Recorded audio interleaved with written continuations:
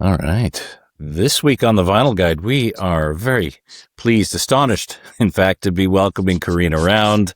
We're going to be talking a lot about Puscifer and her solo works. A lot of things are happening in the world of Puscifer, or the Pusciverse, I believe it is called. Is that right?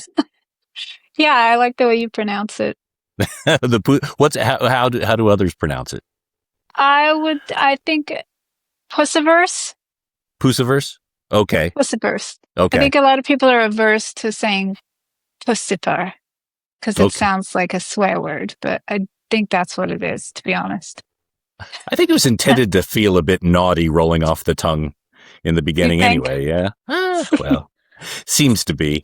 The new album, Normal Isn't, is available February 6th, and there's a movie, there's a concert film that's coming out for independent record stores that'll be shown between February 6th and 8th, I believe. Is that right? That's right. Excellent. I've got my facts right. And there's a comic book, the Pusciverse comic book, which is now sold out. So there's a lot of things happening around Tales from the Pusciverse, yes. Yeah. Now, how would you describe Puscifer to someone who's unfamiliar with the band? I would say it's kind of a multimedia project, and the music is dark and driven and serious, but can sometimes have fun,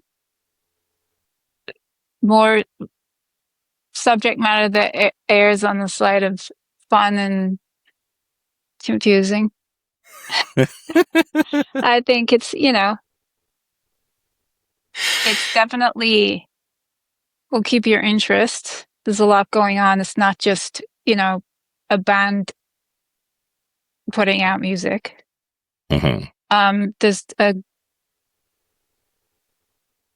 For the last 20 years, there's been like this whole story growing with like in the background with characters that Maynard has invented, with stories that all are finally interconnecting with each other with the comic books that you mentioned, and videos that we've been shooting to bring all of the stories into some coherent point, so that as we move forward, there can be like a solid backstory. Oh, okay. So because I'm pretty familiar with Puscifer, it's always felt like a bit of an art collective because there's music, but there's so much video. There's a lot of theater around it.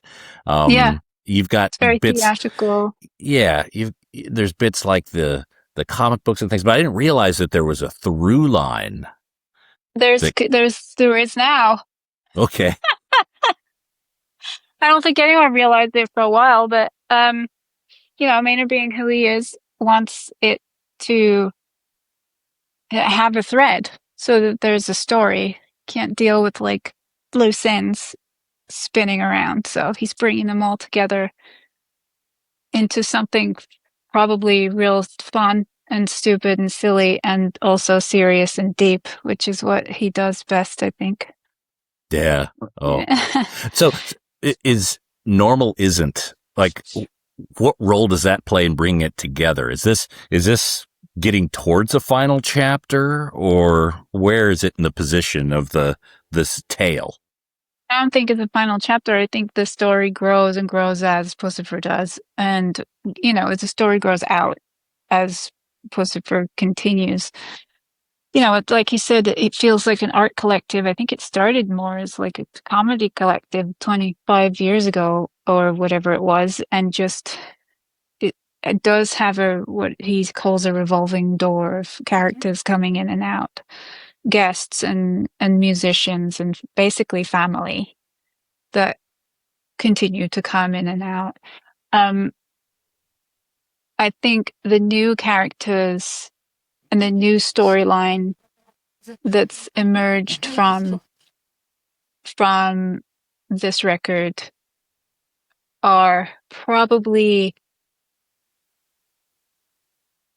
the closest thing to trying to express who we all are as people in an artistic way, or as artists, or what we bring to Puscifer. Do you have names for the characters? Yeah, we do. There is Belendia Black, or Belendia, Fanny Gray, okay, and Matt's character is simply the Synth Whisperer. and that's the new album. So the character, I guess, from the video, you've got the character with the red top. Who is that? And what is this character about? My character with the that's Fanny. That's Fanny. Okay. Yeah. And how is Fanny, like, what makes her kind of unique in this Pusciverse? In this Pusciverse, or in whatever? You're gonna have to wait for the. You're gonna have to wait for the videos and the comics to come out, because that explains all, and I don't want to fuck everything up by telling you the spoilers to start with. Oh, that's fine. We love to try to find these things, but that's interesting. We know kind of a little bit of what to look for here. Right. So this seems to be a big year for Puscifer. Starting in February. How much planning is there for a Puscifer cycle? Like, when did the germination of Normal Isn't start? Well, the germination started pretty much right after the last record, I think. That's just how it works with this band and us and these guys. None of us really have much downtime in terms of just like, oh, that's done, so just gonna go on vacation. That's not really what happens. After Existential Reckoning, I think Matt was coming up with musical ideas for his folder. He has this mystical folder that he starts putting musical ideas into, that then historically Maynard would be inspired by certain ones and write lyrical or melody ideas over. This time, later in the game, when it became clear that we were actually all cogs were rolling into making a new record, Maynard Matt showed Maynard how to use Logic, and he discovered that he could come up with musical ideas that better expressed what he was trying to say and do. Like, he had this other part of himself that he was trying to get out, and that's what he did with Logic. So there was more input musically at the beginning from him, like for sketches and ideas that Matt could then pick from and choose to. I think Matt liked the idea of being able to start in a different way, to just him coming up with ideas or lines or a beat or whatever, which he loves doing and he's brilliant at. But I think it was nice to have external input too, for when he needed a refreshing change musically. Okay. So this mysterious folder, in the past, Matt would have populated it with, dozens of ideas. Maynard would literally, yes. Yeah. Maynard would sift through them, pick out a few that seemed to speak to him more than others, and kind of start molding them a bit. Yeah. At what point do you start coming into that process? After he's breathed a vocal on it, either just a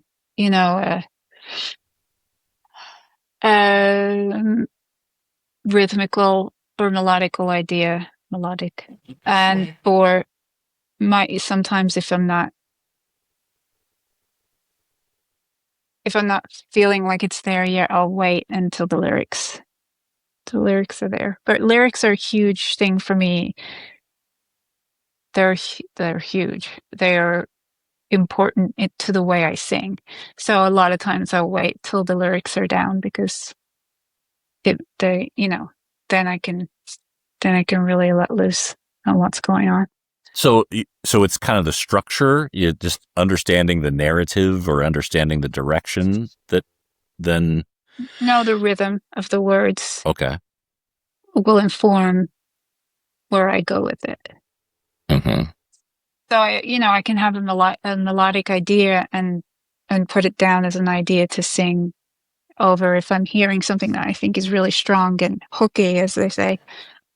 And then when the lyrics are in, then I can really get into the nitty-gritty of what I do. Okay. It seems like a very unique position that you hold, like, in the musical field. Almost like a producer and a participant. I mean, I think, I'd be careful of saying that there's a producer in a role in it, but I would say that whenever one of us does something and bats it back to the others, it does inform what they're doing in response, so that's the dynamic that we have. Initially, the dynamic starts between Matt and Maynard, and then when there's something in there for me to get involved with, I put my stuff on, and then that informs how it changes in other ways. So I think, that's why it says produced by Matt Mitchell and Puscifer, because ultimately the song forms around what all of us are doing.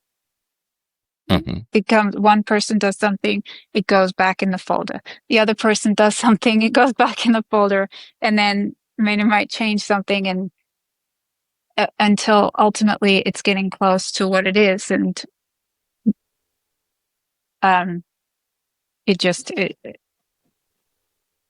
it develops very naturally. But it's interesting because we all work somewhat separately, unless Matt and I are going to Arizona to record Maynard's vocal, and then we're all working in a room together, right? But Maynard has his own recording setup. Matt has his own room here in this studio, and this is my studio in the same building. And we have the hub or the core of this folder, and then we all work separately on our things. But there's just a level of trust, an element of trust we all have for each other's process. And also we all have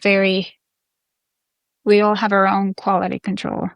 Mm-hmm. So we know that by the time it gets to the folder, the magical folder, it's already gone through, gone through rigorous control, quality control. And also, I think each of us individually, and this is just, obviously I'm not speaking for anyone else, but I think we all walk this line between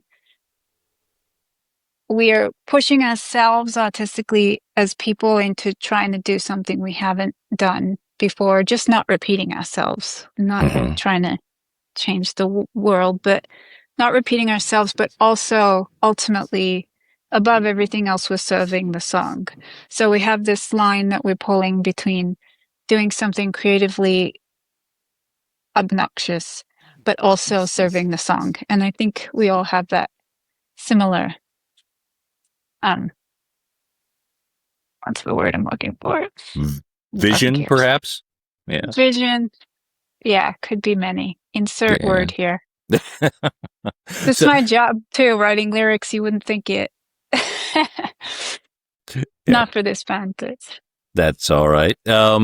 So, because the one thing that really strikes me of Puscifer is the timbres, the audio. There seems to be a lot of very unique sounds.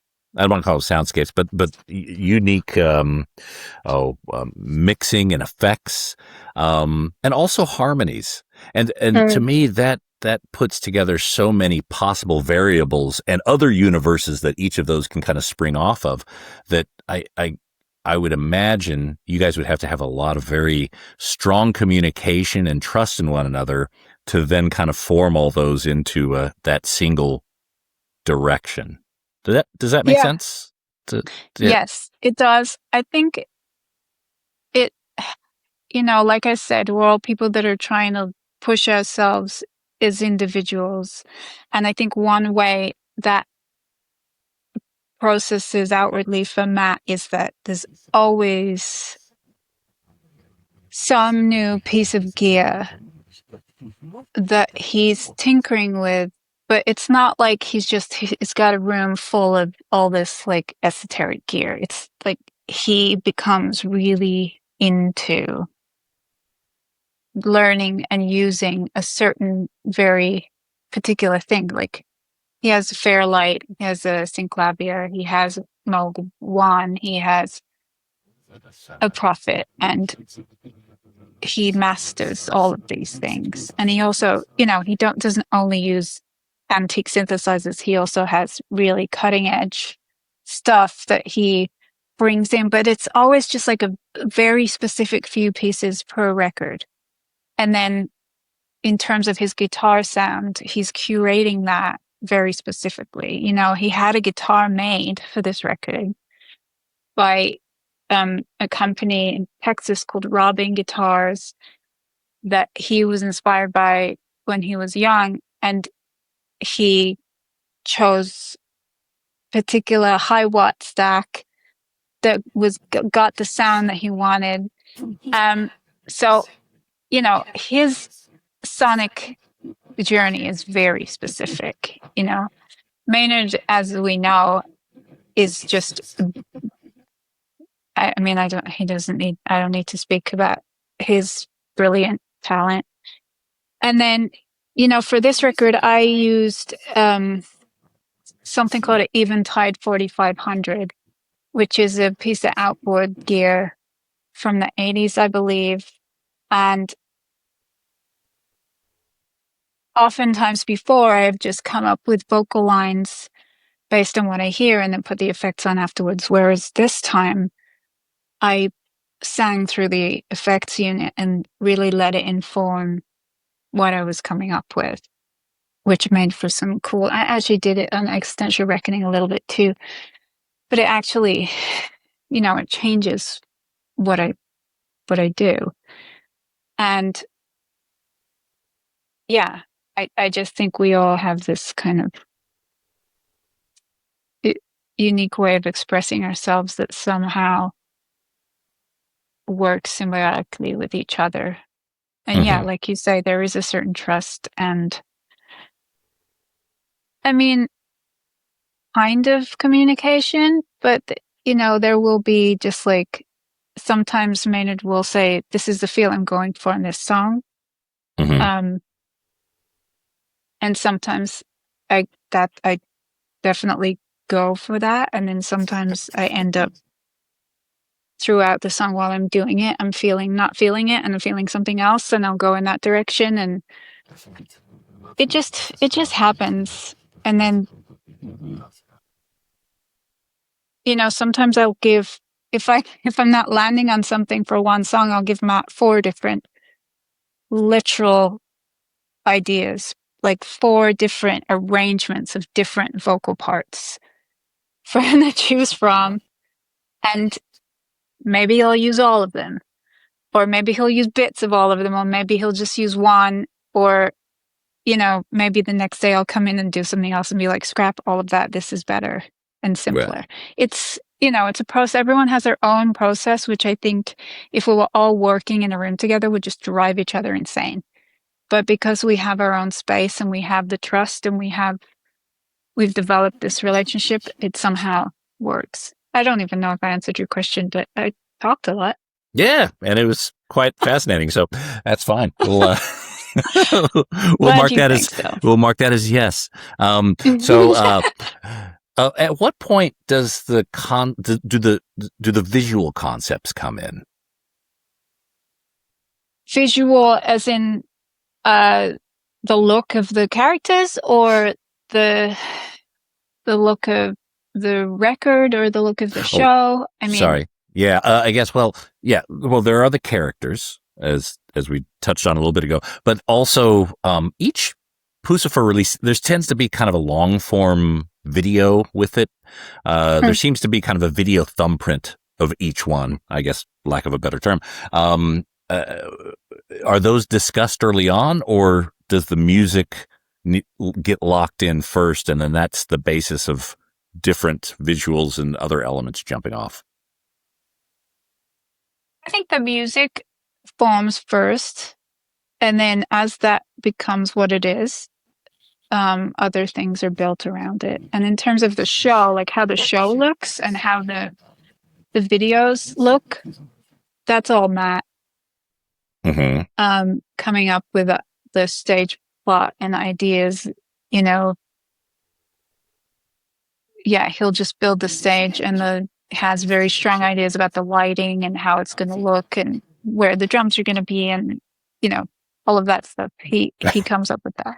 And then in terms of the characters, the way they look, like this time we were still working on makeup and hair an hour before the show that we recorded.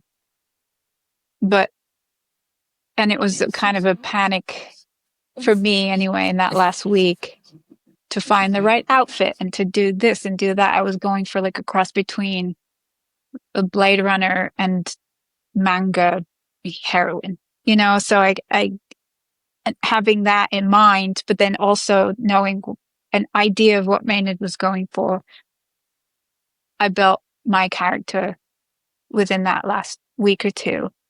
And then amazingly, when we came together, it was cohesive. And I don't know, I like to actually put my finger on how those things come about. It's hard, but in terms of like how the show looks, that's very, very specifically Matt that draws out stage plot and does all of that. And, you know, Arcasanti that we did for the last record, that was him.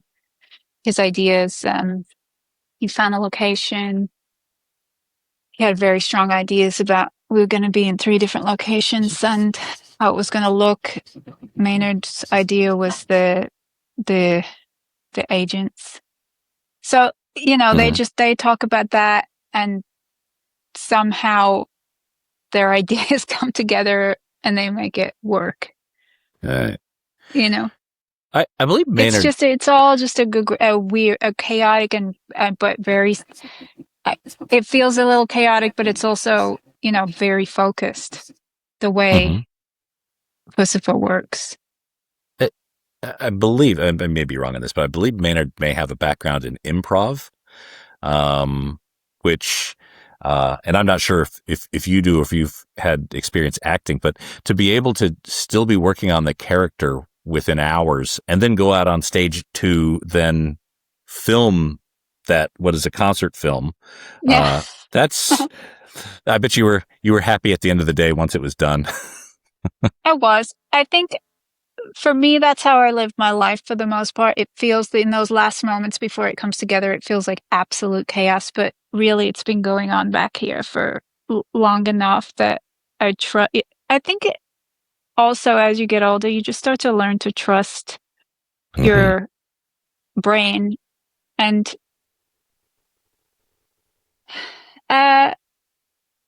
yeah, I think he probably does have some kind of, I know he has history in comedy because that's where Puscifer started. It was like a comedy club. I don't have any history in acting or comedy. I'm just very naturally funny. And that was a joke, obviously. And I did actually start an improv class recently here in LA at the UCB, like in the last month. Just 101. Citizens Brigade? Upright Citizens Brigade, yeah. Okay. Just because I wanted to. I mean, it was my worst nightmare. The idea of it's my worst nightmare. Standing up on stage without a plan and trusting that there's going to be some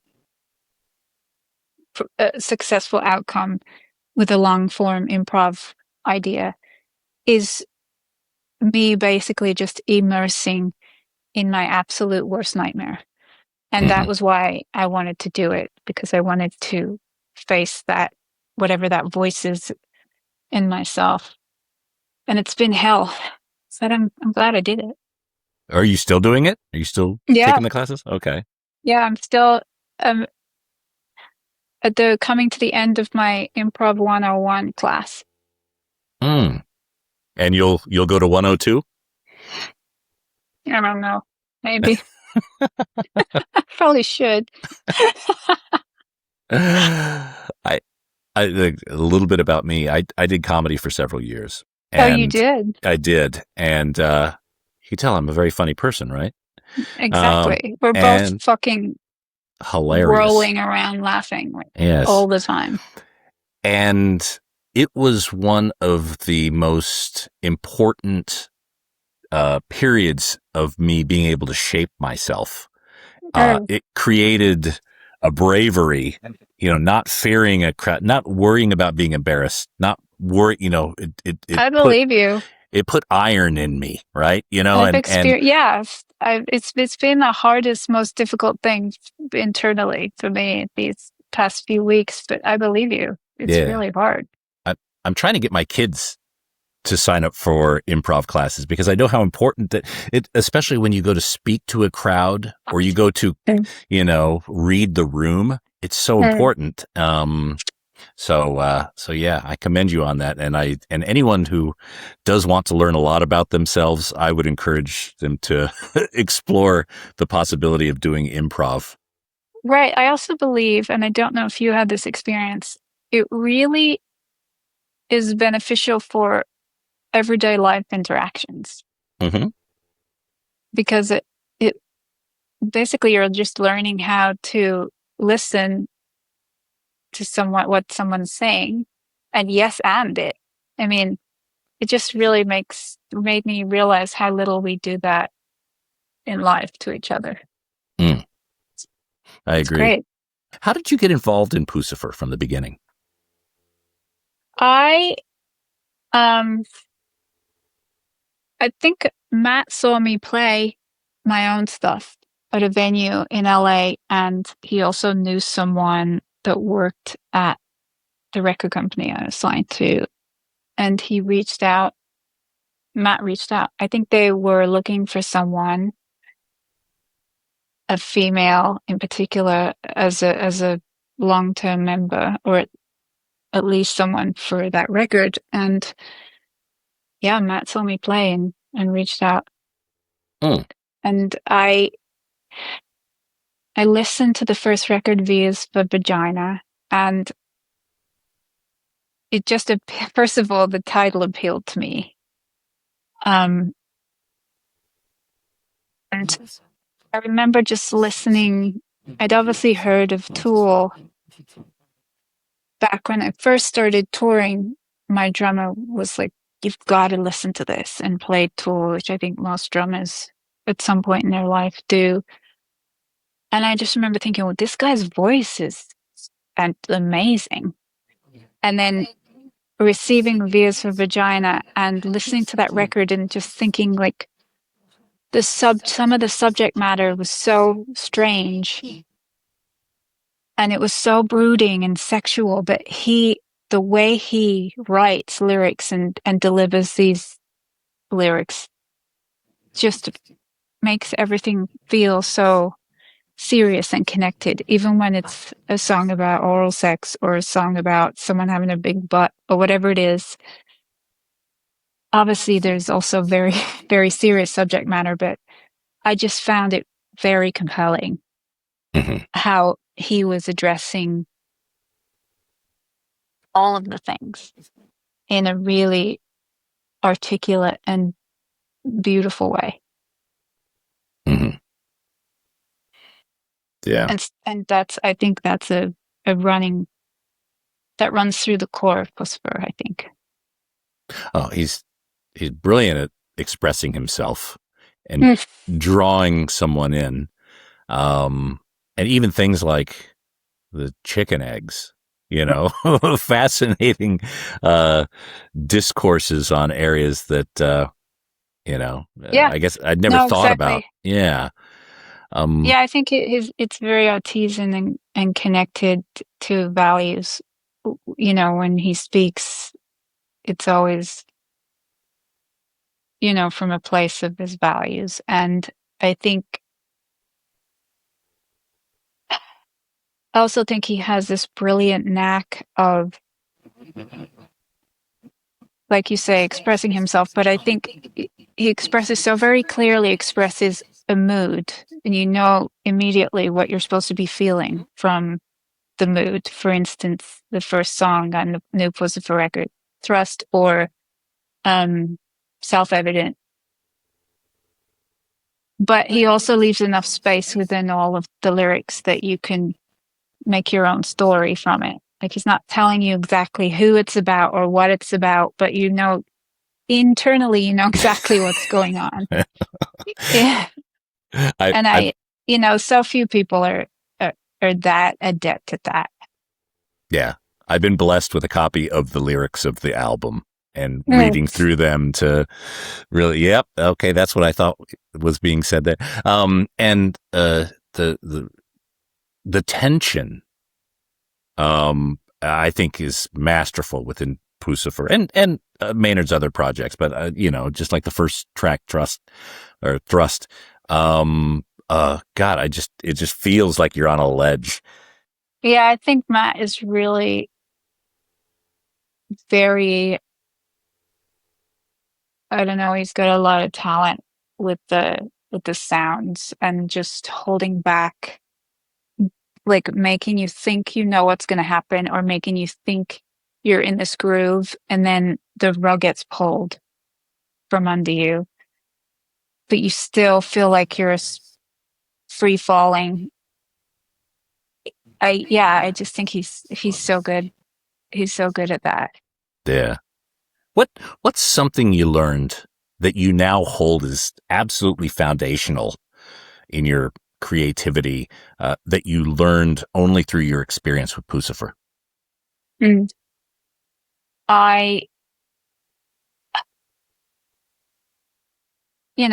It could be considered a negative thing, but I don't think it is. The lack of preciousness about an idea being the right idea, or the amount of time. For my first experience in the studio with Puscifer was Humbling River. That was my audition, so to speak. And I showed up and I was covered in bedbug bites and from some stupid experience I'd had before. And I showed up at the house in Arizona with Matt, and Maynard was whatever, came in, said his ideas about the track. This is what I'm looking for, and then went off to deal with something in the winery. I had this cat around my neck. She was a hairless cat and she just wanted to be attached to someone. So she was around my neck while I was singing this song. And it was so vague what he had said. I was just like, fuck it. I'm just going to do whatever I hear or I think sounds good. And I did what I did. And he came in and he listened. He's like, that was not what I wanted, but it's really good.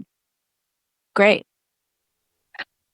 And I just realized, like, there's a certain level of freedom. And this is something I learned throughout the process. That wasn't that just one moment of, oh my God, it's so free here. It wasn't like that, but there's a certain level of freedom that the people have because he has his story to tell. Matt has his story to tell. And you should have your story to tell. And then all of them should fit together. Same with the drummer, same with the bass player. Come in and tell your fucking story as best you can, as in the best way possible that serves the song. And if it's good, it'll stay. And if it's not, it'll go. And there's no preciousness about it. You come in, you do your thing, and it's good or it's not. Yeah. With my own music for so many years, there was so much control that I felt like I needed to have. There was the guitar player had to do something a certain way, or if it was kind of weird, it would take me a second to relax into it. It could be neurodivergence, I don't know, but it was like being in the studio with Matt and Maynard initially was just like, wow, it's like I have my idea that I know is good, and I'm going to put it right here. And you guys, you good? See you later. Mm-hmm. And it was just so fucking mind-blowing to me. It was so freeing. Just being able to watch that process and learn that it didn't have to be about, like, art didn't have to be pain. If you know what I mean. Well, I think I do, because, to be able to have that level of partnership and trust, and I think we're going to go back to the communication. Each participant needs to have enough confidence to be able to put themselves out there and to also follow the best idea, not the one that's just theirs. So ego needs to be stuck aside, to really allow each person to contribute to their fullest extent. And that to me sounds like a very unique ecosystem. Yeah, it is. It's great. I remember very early on, I was in rehearsal and I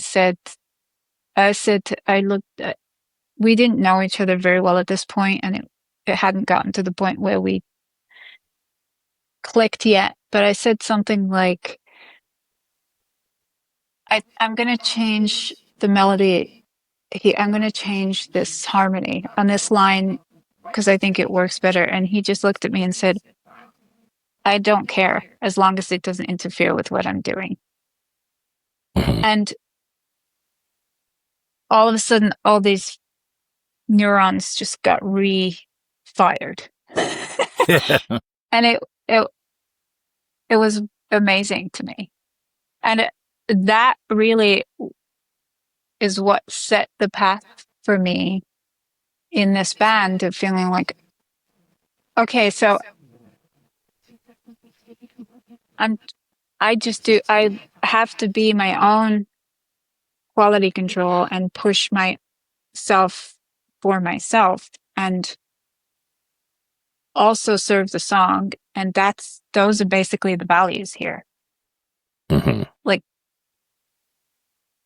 it was just very, I don't know. I don't think I'm articulating it as well as I would like to be right now, but it was very freeing for someone like me who had always felt very entangled in a certain idea of what I thought creating was supposed to be. Well, it gives you the freedom to pursue your version of the truth in an artistic sense, if I could speak on that behalf. I think you're right. And it's been a while since you've had a solo record. It has. How is this process, or how are your learnings going to inform? I'm assuming there's probably another solo record somewhere out there in the hopefully not too distant future. Yes, I'm assuming that too. What state is that in, and how is your approach for Puscifer informed and evolved your creative process for solo work? Yeah, I think it probably has in a very significant way. I mean, also something else that's informed my writing process is that I have a child. So there's like a lot of different, whereas at one point I used to be able to just sit with a guitar or whatever was inspiring me, or like get into like my hyper attention phase of like researching one element of a Greek myth or whatever the fuck it was that I needed to crack to get this lyric line to be perfect. And it was over days, or it was into the night, or I could just sit down and pick up a guitar whenever I was feeling it to try to like work out this song. Or I don't have that anymore. Like, I have an 8-year-old son and have for the past 8 years had a child. And early on, it was very much more intense having where my attention was going as a mom. And, you said you have kids yourself. Mm-hmm. They're maniacs. I think when they're maniacs, and they're attention suckers, like all the time, not just when they're with you. I haven't been able to finish a single thought for the last 8 years. And now it's just getting to the point where, or a cup of coffee or anything without it being intercepted by 8 million different other thoughts that had nothing to do with being creative or art, so I think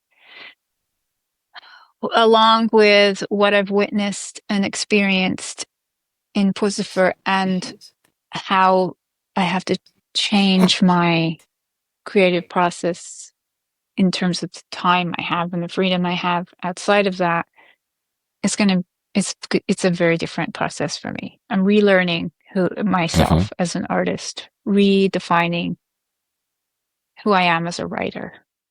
So that toil that you would have on that one line, or that strive for perfection, you think that's you have a different approach now, you think, or you're a little bit less, or maybe a little bit more kind to yourself in that regard?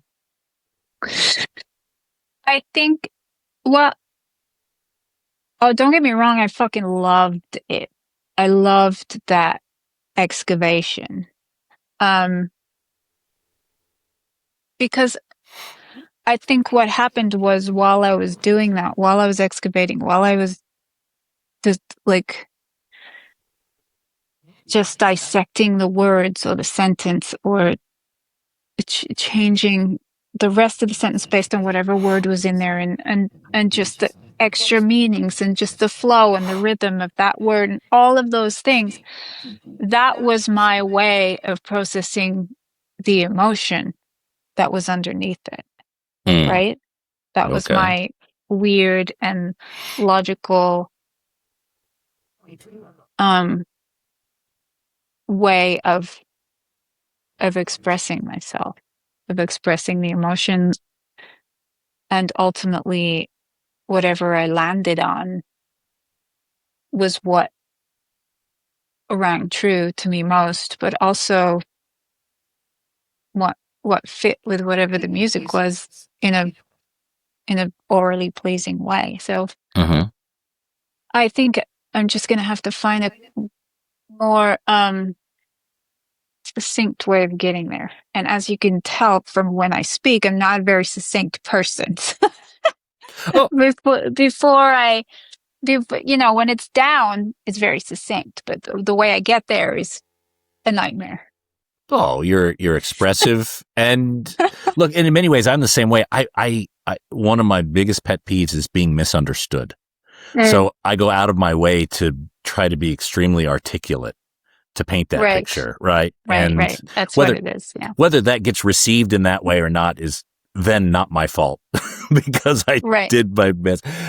So when you have something like the Disconnection, you recently revisited it live after 20 years. What was that process? So fun. It was really fun. It was really fun because I remembered while I was writing this record, in the way that we just spoke about, like the excavating and the hours and just fucking smoking cigarettes and drinking and whatever I was doing in my little bedsit in Birmingham, England. Or whatever I was doing, narcissistically self-centered young female. I remember just like the feeling I had when I was writing these songs, and I was a little confused, and I was like, is this whatever? And obviously at some point I would land on something and I'd be like, that's it. I don't know why. You just know when that's it, right?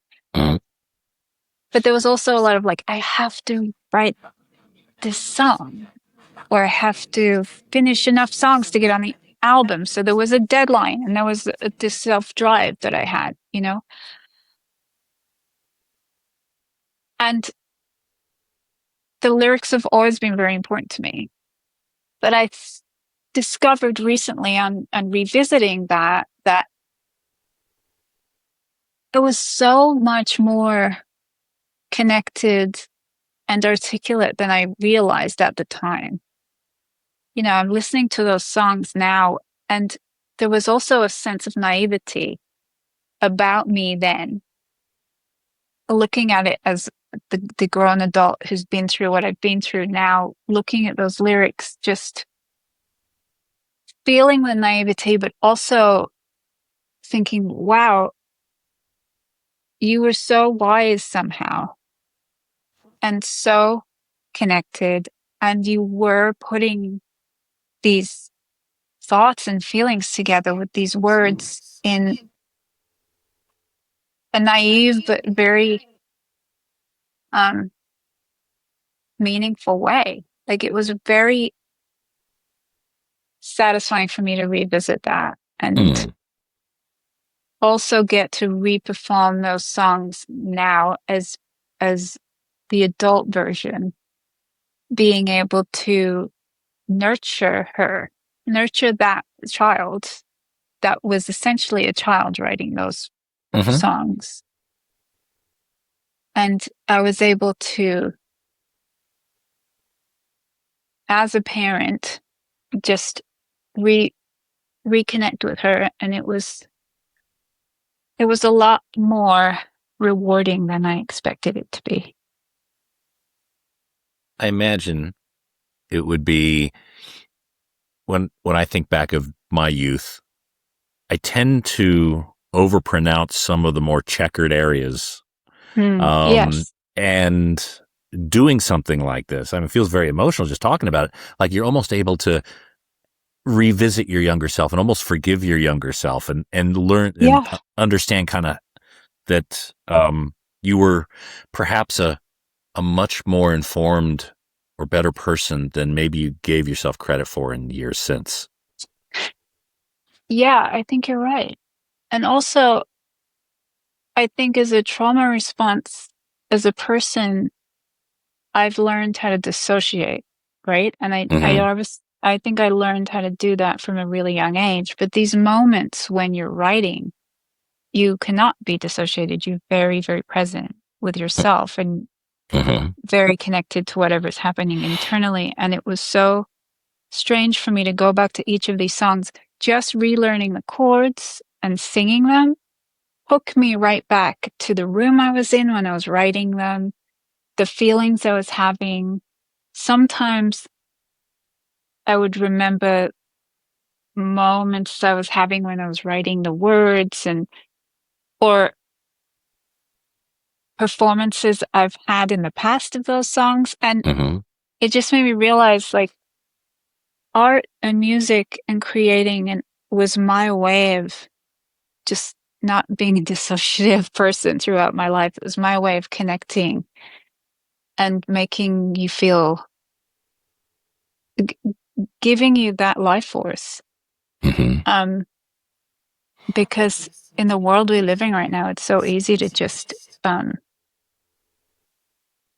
hamster wheel. Yeah.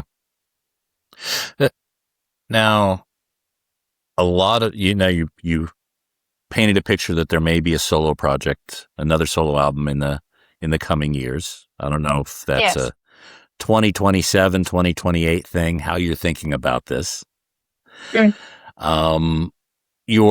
Your back catalog, and we talk a lot about records and vinyl, and I don't know how important vinyl is in your life. But a lot of your catalog is very difficult to find. Any sort of thoughts, or is there a future opportunity for us to have a reissue of the Disconnection or some of the other records that are hard to find these days? Yeah, I would say so. I mean, I recently reprinted Tiger Mending. I not too recently reprinted the Disconnection for Record Store Day at some point with some extra tracks, maybe some live stuff on the second vinyl. That's pretty hard to get. I illegally printed the Disconnection because that's still an Interscope record. So back in the day, I bought, like, it's very important to me, is my answer, because I wanted it to be on vinyl so bad. I printed the vinyl and then I bought these cardboard sleeves, just cardboard, and screen printed the face on the front and then sold them as bootlegs because I wanted it so bad to be available on vinyl, because to me it's a whole different experience, as I don't have to tell you. Things You Should Know I released on Picture Disc because that was an EP. Picture Disc, I feel like they're things of the past now because they're very exciting and they're beautiful and they're a nice collector's item, but I don't feel like they sound very good for the most part. The fidelity's not great. Yeah. Yeah. So, these days for me, it's more about the fidelity and the listening experience. And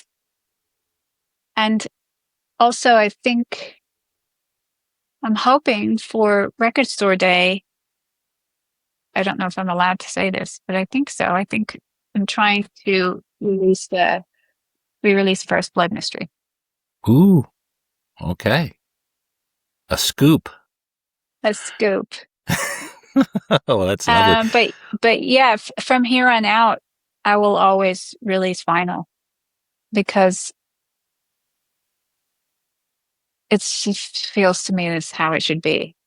I grew up with vinyl. I love listening to vinyl. And whenever I love a record, the first thing I try to do is buy it on vinyl. Mm-hmm. And if it's not available, it's sad to me. So yeah, I always think of streams as placeholders until I get the vinyl. Yeah, or even if, I haven't actually had a working record player in a really long time, but knowing that, I still buy the vinyl. If there's an album I love and it means something to me, it's like a postcard of a time in my life, or something that was important to me. I get to have this vinyl and it's meaningful and it's physical and it's deliberate. It's deliberately the artwork and the tactileness, and each track is chosen in a certain order for each side because it's only a certain length. Like all of these restrictions force you to make these choices for vinyl, and it just feels more like a gift. Yeah, you have to interact with it a bit more. You have to be respectful of it. Otherwise, it'll skip, or you have to take care of it. But also the constraints, like you say, 24 minutes aside. You have to. It takes a little bit more planning and cooperation, which I think is a fun challenge. Well, it also takes commitment, which I've noticed these days from my own child and my stepdaughter, who's 17. There's very little commitment to even listening to music these days. They're obsessed with music, but there's no commitment to listening to one song all the way through beyond 30 seconds. Yeah. And also there's no commitment to, I'm in the mood for an album or a style of music right now that connects with the way I feel. It's just playlists, oftentimes that aren't even chosen by you.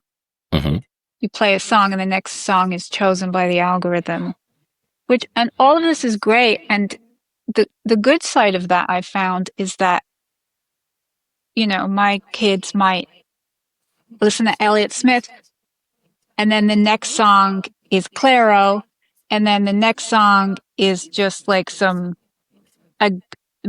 Huntrix.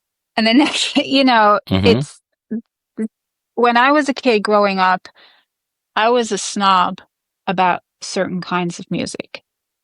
And there was so much snobbishness. And there was the goths, and there was me that was into Pixies, and it had to be or whatever, and it had to be very serious in a certain way. Not just serious, but serious in a very specific way. And then there was this guy over here that, liked Natalie Merchant and all that kind of stuff. And everyone was very much into what they were into. And it's just not like that anymore.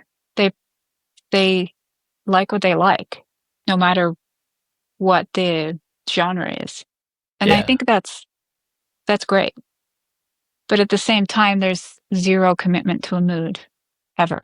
And you're not committing the word commitment. You're not committing to the journey that the artist has laid out. track 1 to track 2 to track 3 to side A, side B. You're just kind of spot checking things, it feels. Again, no judgment if that's how people like to listen to music, but I like to turn myself and my attention over to an artist for 25 minutes at a time and feel the transitions. Yes. So the Disconnection live, there was some extremely limited versions of that. A ocean blue version that had like 13 copies made. Yeah. Talk to me about how that came to be. I will. My friends opened a pressing plant in Los Angeles. And of course, you've probably talked to artists forever about how difficult it was for a while trying to get vinyl pressed, how expensive it was, and how like the minimum order made it so difficult for independent artists to even press vinyl because it was just so expensive, too expensive. And so these guys had just opened this plant, and I think it was like 20th anniversary, whatever. The color for that was emerald green. And I wanted a green, and then I wanted a different kind of color. But what ended up happening was something happened with one of the machines, and there was, for some reason, we got like 15 of these very specific ocean blue colors. And I just loved them so much. And it was kind of a meaningful, happy accident. And I just wanted to make it into a thing because, again, the whole thing of making vinyl and it being tactile is that there's a process to it. There's an actual very laborious process to making the record and the vinyl.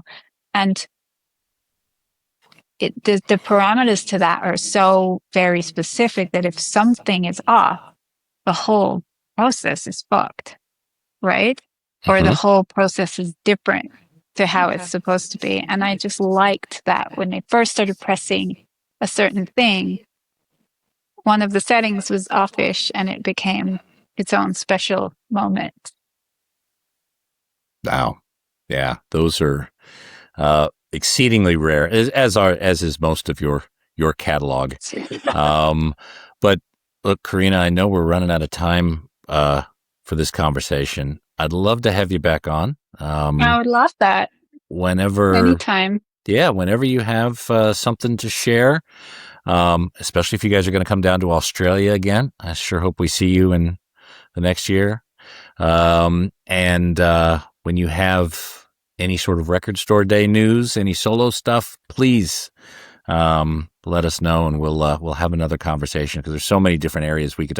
I want to talk to you about remixes and all sorts of other things. So let's do it again. I want to remind folks the new Puscifer album Normal Isn't available February 6th. There's a video live at the Pacific Stock Exchange, only at independent record stores, February 6th through 8th. There's a comic book that unfortunately is sold out. Maybe there'll be another repress. Puscifer.com, or follow them on socials. And also CarinaRound.com. There is some vinyl left. Some of it's autographs, so make sure to snatch that up before that's gone. And Carina, it's been an absolute honor to speak with you and being patient with my record nerd questions. Of course, anytime. Bye. Take care. Cheers.